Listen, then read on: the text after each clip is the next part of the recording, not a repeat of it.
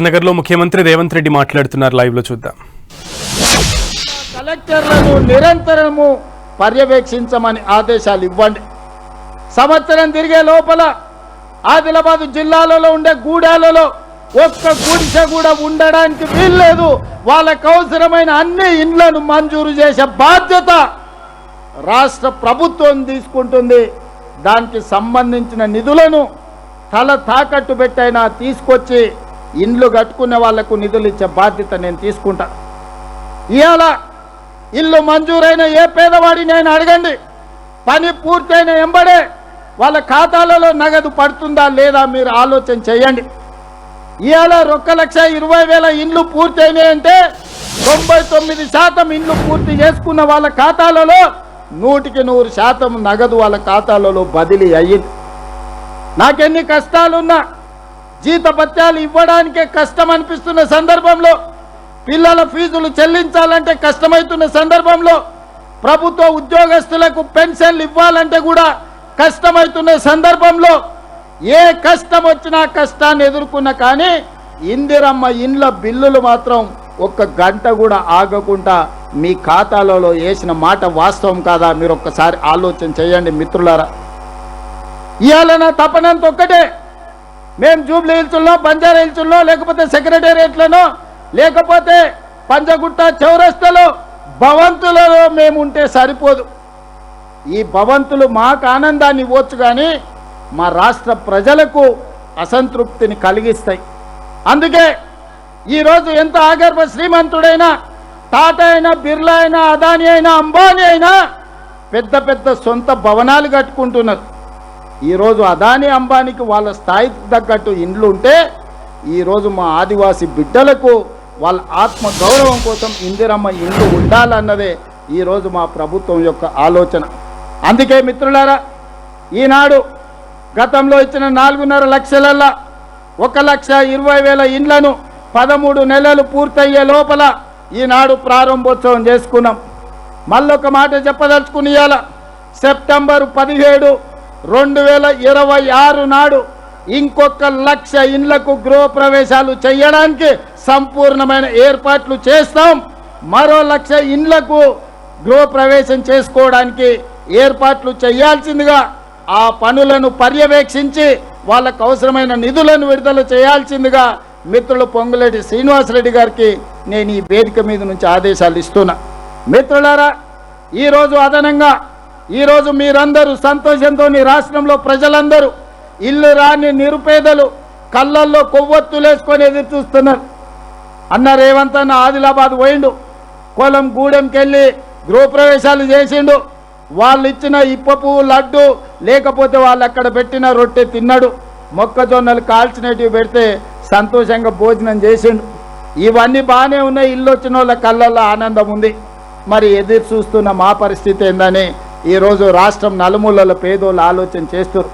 అందుకే ఈనాడు ఈడికొచ్చిన వేలాది మంది ఆదిలాబాద్ బిడ్డల సాక్షిగా తెలంగాణ రాష్ట్రంలో ఈరోజు మళ్ళీ ఒక 2.5 లక్షల ఇండ్లను నూతనంగా మంజూరు చేస్తున్నాం. ఈ 2.5 లక్షల ఇండ్లలో గతంలో పనులు మంజూరయ్యి పనులు మొదలుపెట్టి కాస్తో కూస్తో బిల్లైన వాళ్లకు L3లో పెట్టి ఈరోజు నగదు వస్తలేదు. ఇల్లు మంజూరైన వాళ్ళు ఇల్లు కట్టుకోలేకపోతున్నారు. అందుకే ఆ సమస్యలన్నిటిని కూడా దృష్టిలో పెట్టుకొని ఆనాడు మొదటి విడత ఇందిరమ్మ ఇండ్లు, రెండో విడత ఇందిరమ్మ ఇండ్లు, లేకపోతే గృహలక్ష్మి పేరు మీద గతంలో కాగితం వచ్చినా వాళ్ళు ఈరోజు ఇండ్లు కట్టుకోలేని పరిస్థితి ఉంది. వాళ్ళందరినీ కూడా ఈనాడు ఈ పథకంలో వాళ్ళని భాగస్వాములను చేసి వాళ్ళకు కూడా ఇండ్లు కట్టుకోవడానికి నిధులు ఇచ్చే బాధ్యత ఈ రాష్ట్ర ప్రభుత్వం తీసుకుంటుంది. అందుకే ఈనాడు మరొక 2.5 లక్షల ఇందిరమ్మ ఇండ్ల మంజూరు పథకాన్ని పెద్ద ఎత్తున మీ చప్పట్ల మధ్యన ఈనాడు ప్రకటించదలుచుకున్నా. ముఖ్యంగా ఈ పక్కనున్న మా ఆడబిడ్డలు, ఇంటి ఆత్మగౌరవమే ఆడబిడ్డ, ఇల్లు చూడు ఇల్లాలిని చూడు అన్నారు. ఇల్లుని చూసి ఇంటి ఆయనను చూడమని చెప్పలే. ఇవాళ ఇల్లు వచ్చిందంటే ఆ సంతోషం ఆడబిడ్డకు తెలుసు. ఎవరు చుట్టం వచ్చినా, కొడుకుకు బిడ్డనియానికి వచ్చినా, లేకపోతే బిడ్డను మనవియాడానికి పోతే మీకు ఇల్లు ఉన్నదా లేదా అని అడుగుతారు. భూమి ఉంటే సంతోషం, కానీ ఇల్లు లేకపోతే దుఃఖం. అందుకే ఈనాడు మా ఆడబిడ్డల కళ్ళల్లో సంతోషం చూడడానికి, మా ఆడబిడ్డలు నిండు మనసుతో ఆశీర్వదించడానికి విచ్చేసినందుకు ఈనాడు 2.5 లక్షల ఇందిరమ్మ ఇండ్లను ఇవాళ మంజూరు చేస్తున్నాం. ముఖ్యంగా ఆదిలాబాద్కు గూడాలలో ఎక్కడ కూడా గుడిసెలు ఉండొద్దు. గుడిసెలు లేని గూడాలను ఈరోజు నేను చూడాలని నేను అనుకుంటున్నా. అందుకే గూడాలలో ఉండే పటేన్లకు కూడా నా విజ్ఞప్తి, మీ గూడెంలో ఉండే ప్రతి వాడికి ఇల్లు ఇప్పించే విధంగా మీరు గ్రామ సభలు పెట్టి మీరు మాట్లాడుకొని మీరు లిస్టు తయారు చేయండి. మీకు ఇల్లు ఇచ్చే బాధ్యత ఈ రాష్ట్ర ప్రభుత్వం తీసుకుంటుంది. అదేవిధంగా ఆదిలాబాద్ అనగానే ఆనాడు ప్రాణహిత చేవెళ్ళ ప్రాజెక్టు గుర్తొస్తుంది. డాక్టర్ వైఎస్ రాజశేఖర రెడ్డి గారు, కాకా వెంకటస్వామి గారు, డాక్టర్ బాబాసాహెబ్ అంబేద్కర్ సుజల స్రవంతి పేరు మీద ప్రాణహిత చేవెళ్ళ ప్రాజెక్టును మొదలు పెడితే తుమ్మిడేటి దగ్గర బ్యారేజ్ కడితే ఆదిలాబాద్ జిల్లాకే 2 లక్షల ఎకరాలకు నీళ్ళు ఇచ్చే అవకాశం ఉండే. కారణాలు ఏమైనా, ఆనాటి ప్రభుత్వ ఆలోచన ఏమున్నా తుమ్మిడేటిని పడావు పెట్టినరు, మేడిగడ్డ సుందిల్ల అన్నారమని అక్కడికి తీసుకెళ్ళారు. 1,00,000 కోట్లు ఖర్చు పెట్టారు. కాళేశ్వరం కట్టడం, కాళేశ్వరం కూలేశ్వరం కావడం, 1,00,000 కోట్లు గోదావరి గంగలో కలిసిపోయి ఈనాడు ఆ 1,00,000 కోట్లు మొత్తం గోదావరిలో కలిసిపోయినాయి. ఆదిలాబాద్లో ఎకరానికి కూడా నీళ్లు రాలే. ఇవాళ ఎక్కడికి వచ్చినా, ఇంతకుముందే కొమరభీం ప్రాజెక్టును చూసిన 10 టీఎంసీల కెపాసిటీ ఉంటే ఆ ప్రాజెక్టులో ఈరోజు రిపేర్లు ఉంటే చెయ్యకపోవడం వల్ల 4 టీఎంసీల నీళ్ళనే కొమరంభీం ప్రాజెక్టులో నిలుపుకునే పరిస్థితి. ఈ ఆదిలాబాద్ జిల్లాలో కుత్పి కావచ్చు, కంకి కావచ్చు, ఈనాడు ఉన్న ఏ ప్రాజెక్ట్ అయినా ఆనాడు పూర్తి చేయకపోవడం వల్ల 10 సంవత్సరాలు సాగునీటి ప్రాజెక్టులకు 1,80,000 కోట్ల రూపాయలు ఖర్చు పెట్టినా ఆదిలాబాద్ జిల్లాలో ఏ ఒక్క ప్రాజెక్టు పూర్తి కాలే. ఆదిలాబాదు నిర్లక్ష్యానికి లోనైంది. ఆదిలాబాదు ప్రాజెక్టులు పడావు పడ్డాయి. అందుకే ఇవాళ ఆదిలాబాదు జిల్లాను అత్యంత ప్రాధాన్యత తీసుకోదలుచుకున్నాం. ఆనాడు ఆగిపోయిన డాక్టర్ వైఎస్ రాజశేఖర రెడ్డి గారు మొదలుపెట్టిన ప్రాణహిత చేవెళ్లలో భాగంగా తుమ్మిడి ఎట్టి దగ్గర బ్యారేజ్ నిర్మించి ఆదిలాబాదు జిల్లాకు 2 లక్షల ఎకరాలకు నీళ్లు ఇవ్వాలని ఈనాడు మా ప్రభుత్వం నిర్ణయం తీసుకున్నది. అందుకే మహారాష్ట్ర ముఖ్యమంత్రి గారికి నేను లేఖ రాసిన. దీనికి సంబంధించి చర్చించేది ఉన్నది, ఇరు రాష్ట్రాల సమస్యలు పరిష్కరించుకునేది ఉన్నది, సమయం ఇవ్వండి అని. మహారాష్ట్ర ముఖ్యమంత్రి గారు ఇంతవరకు స్పందించలే. మరి మహారాష్ట్ర ముఖ్యమంత్రి గారు ఎందుకు స్పందిస్తలేరో నాకు అర్థం కాలే. వారం క్రితం నరేంద్ర మోడీ దేశ ప్రధానమంత్రి గారు ఒక సూచన చేశారు. అంతర్రాష్ట్ర జల వివాదాలను ఆయా రాష్ట్రాల ముఖ్యమంత్రులు సామరస్యంగా చర్చించుకొని వాటిని పరిష్కరించుకోండి అని వారు సూచన చేశారు. మరి వారి సూచన ప్రాతిపదికన మహారాష్ట్ర ముఖ్యమంత్రి గారికి నేను లేఖలు రాస్తా ఉన్నా. దయచేసి వేదిక మీద నుంచి ఫడ్నవీస్ గారికి నా విజ్ఞప్తి, తుమ్మిడేటి ప్రాజెక్టు నిర్మాణంలో ఉన్న అంతరాలను అవాంతరాలను తొలగించడానికి తక్షణమే ముఖ్యమంత్రుల లెవెల్లో సమావేశానికి మీరు సమయం ఇవ్వండి. మీరు మాకు సమయం ఇవ్వకపోతే ఆ సమస్య తీవ్రంగా మారుతుంది. ఆ సమస్య తీవ్రంగా మారినప్పుడు ఆదిలాబాదు జిల్లా ఉప్పెనే కదులుతుంది. ఆదిలాబాదు జిల్లా ఇక్కడుండే తండాలలో, గూడాలలో, మారుమూల పల్లెల్లో ఉండే రైతాంగం ఉప్పెనై కదులుతే అది మహారాష్ట్రకే సమస్యగా మారుతుంది. ఆనాడు ఆ సమస్య వచ్చినప్పుడు ఫడ్నవీస్ గారు మీరు గుర్తుపెట్టుకోండి, ఈ తెలంగాణ ప్రాంతం నిర్లక్ష్యం చేస్తే, అవమానం చేస్తే ఊరుకోదు. ఇవాళ ఈ వేదిక మీద నుంచి ముఖ్యమంత్రిగా, మహారాష్ట్ర ముఖ్యమంత్రి గారికి విజ్ఞప్తి చేస్తున్న సవినయంగా మా బాధను, మా ఆవేదనను, మా అవసరాన్ని మీరు అర్థం చేసుకోండి.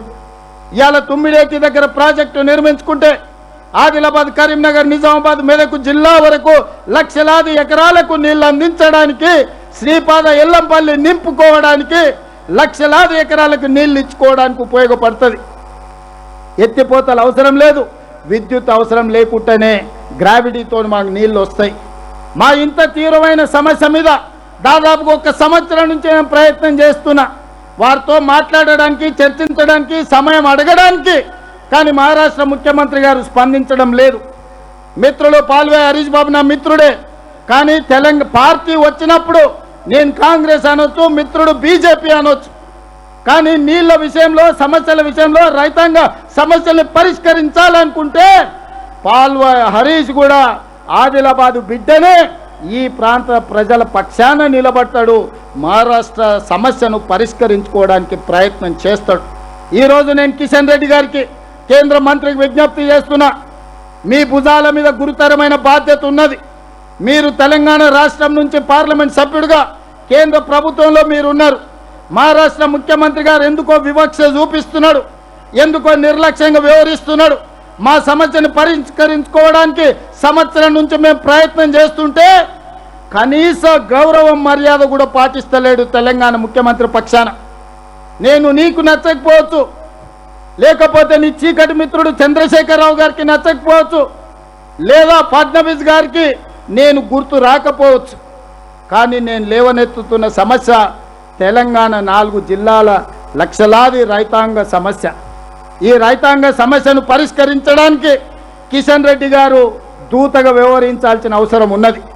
మీరు మాట్లాడండి కిషన్ రెడ్డి గారు, నాకు బేసిజాలు లేవు, నాకు పంతాలు పట్టింపులు లేవు. నేను మీ ఇంటికి వస్తా, మీతో మాట్లాడతా. మీరు నన్ను తీసుకెళ్ళండి మహారాష్ట్ర ముఖ్యమంత్రి దగ్గరికి. తక్షణమే ఈ ఆదిలాబాదు జిల్లా, కరీంనగర్ జిల్లా, నిజామాబాదు, మెదక్ వరకు ఈ గోదావరి జలాలను తరలించాలంటే తుమ్మిడిఎట్టు ప్రాజెక్టును పూర్తి చేయాలి. తుమ్మిడిఎట్టు ప్రాజెక్టును పూర్తి చేయాలి అనంటే ఈనాడు ఆ ప్రాంతంలో ఉన్న ఒక 1500 ఎకరాల భూసేకరణకు మహారాష్ట్ర ప్రభుత్వం సహకరించాలి. నేను అడుగుతున్న కిషన్ రెడ్డి గారిని, ఆనాడు పోలవరం ప్రాజెక్టు నిర్మాణానికి ఆంధ్రప్రదేశ్కి అడ్డంకి అవుతుందంటే తెలంగాణలో ఉన్న ఖమ్మం జిల్లాలో ఉన్న 7 మండలాలని కాదు, లక్షలాది మంది తెలంగాణ బిడ్డల్ని ఆంధ్రప్రదేశ్కు అప్పచెప్పింది మీరు కాదా? ఆంధ్రప్రదేశ్లో పోలవరం కట్టడానికి లక్షలాది ఖమ్మం జిల్లా వాసులను 7 మండలాలను ఆంధ్రప్రదేశ్కు అప్పచెప్పిన నరేంద్ర మోడీ గారు, మీరు మహారాష్ట్రలో ఒక 2000 ఎకరాల భూమి మాకు ఇప్పించలేరా? మేము ఊర్లు అడగలేదు, మేము మనుషులను అడగలేదు, అక్కడ మునుగుతున్న భూములను అడిగినాం. మీరు ఎంత అడిగితే అంత ఇస్తామని చెప్పినాం. మీడియా మిత్రులు కూడా నేను విజ్ఞప్తి చేస్తున్నా, ఆ భూసేకరణకు సంబంధించి ఎంత ఖర్చైనా మేము ఇస్తాం. మా రైతుల కోసం మేము ఎంత ఖర్చునైనా వెనకాడకుండా ఇస్తాం. కానీ 2000 ఎకరాల మహారాష్ట్ర భూమి ముంపును ఈరోజు మహారాష్ట్ర ప్రభుత్వం ఆమోదించదనే నెపంతో ఈరోజు తుమ్మిడిఎట్టి ప్రాజెక్టును కట్టనీయడం లేదు. ఇది ఏమైనా సమంజసమా అని నేను అడుగుతున్నా. మా ప్రాంతాన్ని 7 మండలాలను ఆంధ్రప్రదేశ్కి అప్పచెప్పారు. లక్షలాది కుటుంబం, లక్షలాది ప్రజల్ని ఆంధ్రప్రదేశ్లో కలిపేసింది. మేము మనుషులను ఊర్లను అడుగుతలేము, 2000 ఎకరాల భూమిని మాత్రమే అడిగిన మేము ప్రాణహిత చేవెళ్ళ ప్రాజెక్టు తుమ్మిడిఎట్టి దగ్గర నిర్మించుకోవడానికి. మా ఇంత చిన్న సమస్యను ప్రధానమంత్రి గారు కిషన్ రెడ్డి గారు దృష్టికి వస్తలేదా? తెలంగాణ రాష్ట్ర ముఖ్యమంత్రి అంటే ఇంత చిన్న చూపు అవసరమా అని నేను అడుగుతున్నా.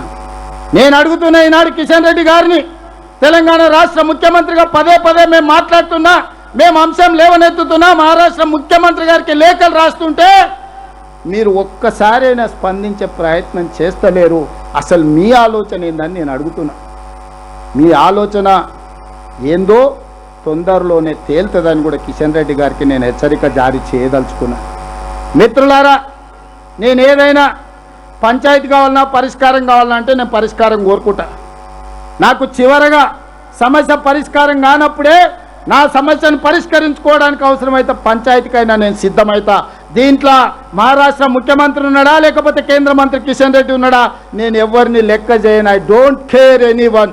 నాకు 4 కోట్ల తెలంగాణ ప్రజల యొక్క హక్కులే ఆదిలాబాదు, కరీంనగర్, నిజామాబాదు, మెదక్ ఈ ప్రాంతంలో ఉండే రైతాంగ సమస్యలే నాకు ముఖ్యం. అదేవిధంగా ఈనాడు ఈ ప్రాంతంలో ఉండే ఇతర సాగునీటి ప్రాజెక్టులు అర్ధాంతరంగా ఆగిపోయిన వాటిని, మీతో మొదలుపెట్టని వాటిని జూపల్లి కృష్ణారావు గారికి నేను సూచన చేస్తున్నా. స్థానిక శాసనసభ్యులందరినీ మీరు కూడగట్టుకోండి, వాళ్ళని అడగండి. ఈ ప్రాజెక్టులకు అవసరమైన అనుమతుల నిధులను ఇచ్చే బాధ్యత తెలంగాణ ప్రభుత్వం తీసుకుంటుంది. ప్రత్యేకంగా వాటి మీద దృష్టి పెడతా అని నేను చెప్తున్నా. అదేవిధంగా నిన్న మన మిత్రులు బస్సు యాత్ర చేసిరు, సంతోషం.